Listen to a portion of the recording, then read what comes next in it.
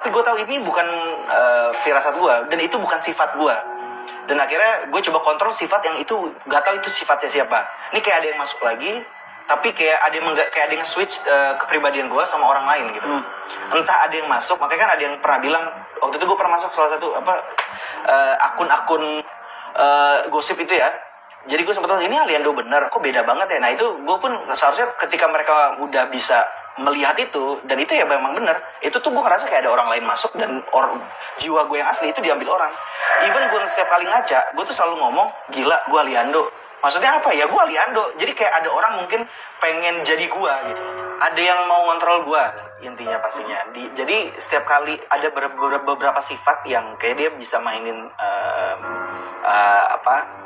syaraf gue gitu ya, syaraf penting dalam emosi, itu dia bisa mainin itu. Jadi berapa kali emosi yang ingin gue keluarkan itu bertentangan sama pikiran gue. Jadinya padahal gue pengen seneng, malah yang keluar malah marah. Loh, ini nggak nyambung gitu, kayak nggak sinkron kepala sama badan gitu. Dan kalau abis ngomong sama yang ahlinya, yang kita kenal itu, coba lagi lu panggil itu diri lu dari atas. Nah, ya tapi by the way ini gue cerita ini nyata, sampai sekarang ini gue masih ngerasain itu. Walaupun pasti ada yang bilang gue lebih percaya Messi lahir di Grogol, terserah lu kalau itu ya. Tapi yang pasti gue di sini ngomong asli, dan gue ini bukan dan gue juga tidak menginginkan kepercayaan lu juga. Yang penting sekarang gue cuma pengen itu tuh kenapa gitu loh, masih sama ahlinya. Jadi ini disebutnya brainwashing. Oke. Brainwashing itu juga bukan hanya brainwashing ini kan ada yang positif dan negatif. Kalau yang negatif mungkin kenanya apes jadi negatif. Itu merubah sifat manusia gitu untuk menjadi apa yang orang ini inginkan. Maksudnya apa? Menjadi orang ini inginkan biasanya bagaimana orang ini bisa jatuh nantinya. Kalau bisa jatuh seperti apa dan bagaimana agar dia tidak tertolong gitu. Kalau udah nggak tertolong, pastinya nantinya nggak akan ada lagi yang bisa tahu dia, kenal dia, dan lain-lain untuk menutupi segala hal dalam diri dia. Agar nantinya orang ini bisa mengambil alih segalanya di dalam hidup gue untuk mengambil keuntungan seksual dan lain-lain. Semua balik lagi pada rohnya. Ya, I believe. Roh, kalau gue ini rohnya terganggu, jadinya gak bisa apapun itu dipaksakan. Memang harus keluar, dia yang harus difikirkan, bukan dengan sebuah ibadah gitu-gitu, enggak. Ini berbeda. Kita berusaha sekarang untuk beribadah. I got it. Ya, itu yang gue usahain. Gue sekarang berusaha untuk beribadah, bukan ibadah yang untuk gue berubah. Ya. Gue suka statement Nelly. Gue berusaha untuk beribadah karena gini, nggak gampang orang admit bahwa you know what, gue nih struggling dari orang yang nggak ibadah sampai gue tahu gue harus balik ke situ. Lu harus beribadah. Harus kita punya Tuhan dan punya lainnya. Bagaimana kita mencapai itu ya? Itu nggak mudah pastinya. Diupayakan, right? Ketika nanti kita berhasil, percaya sama gue, cintanya kita terhadap Tuhan itu akan lebih dalam lagi dari sebelum-sebelumnya. Nggak apa-apa passion, ini passion ya, passion it's okay. Gitu. Ada yang bilang yang rame ini kan orang pasti ngira gue ini jadi orang-orang yang ngerasa ngerti lah gitu. Sedangkan gue udah kerja keras sudah dari dulu gitu. Sekarang gue harus kerja keras soal penyakit gue ini gitu. Beda pola kerja kerasnya gitu, beda. Gue nggak akan merengek kalau lagi syuting, gue nggak akan ngerengek kalau gini. Ini gue lagi ngerengek soal masalah mentalitas gue ini yang terus diganggu, kadang bukan diganggu, yang terus dilakuin sama oknum si EA tersebut gitu.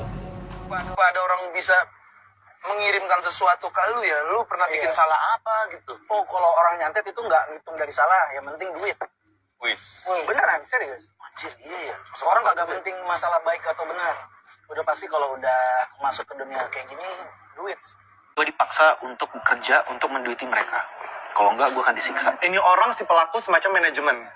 Ya. Goals kamu dalam goals dalam hidup. Goals dalam hidup ini menurut gue yang sama seperti orang-orang juga, merdeka dalam kehidupan sih. Karena mungkin gue sudah melewati masa yang bukan lagi kena di trolling di mana-mana gitu. Apalagi fase ini yang ketika gue kena ini menjadi aji manfaat juga untuk orang-orang yang di lingkungan, yang orang-orang yang nggak support gitu, nggak support gue gitu. Jadi goals dalam hidup gue bukan untuk menjadi orang kaya atau apa, tapi merdeka dalam hidup, merdeka, Menjadi diri sendiri. merdeka dengan psikis ya, ke mental, merdeka terhadap mental, merdeka terhadap ya jiwa lah gitu. Apakah kamu sekarang sudah merasa merdeka dengan psikis dan juga jiwa? Belum. Kita berharap bisa segera mendapatkan itu. Tapi ya. tapi akan tiba-tiba dia dengan tidak terlihat gitu ya. Kita kan hidupnya dengan punya gelombang vibrasi ya. Gelombang vibrasi dan gelombang elektromagnetik. Kayaknya hal-hal itu yang dimanfaatin oleh dia, entah semua masalah itu jadi berbelok, tidak seperti arusnya yang dulu gitu.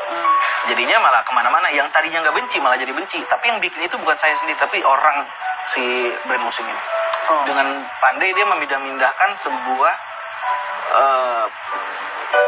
masalah orang atau garis masalah orang. Misalkan Ali ini punya masalah di sini, tapi kok dia memindahkan itu jadi ke masalah yang lain, dan itu nggak bisa dilawan.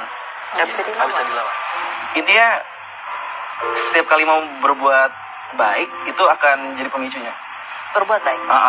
Jadi kayak misalkan kita mau bantu orang, itu kan pemicunya datang. Jadi makanya kita jadi ya sifatnya jadi apa ya, kayak apatis. Pasti ada trauma di balik itu. Trauma enggak juga. Trauma sih nggak pernah ada trauma, karena mungkin laki-laki nakal lagi ya, si bocah tuh, jadinya enggak pernah takut sebenarnya. Jadi kalau trauma lebih tepatnya segan kali ya. Segan berbuat baik. Segan enggak. Jadi Ali ini orang seganan, misalkan Nggak enakan.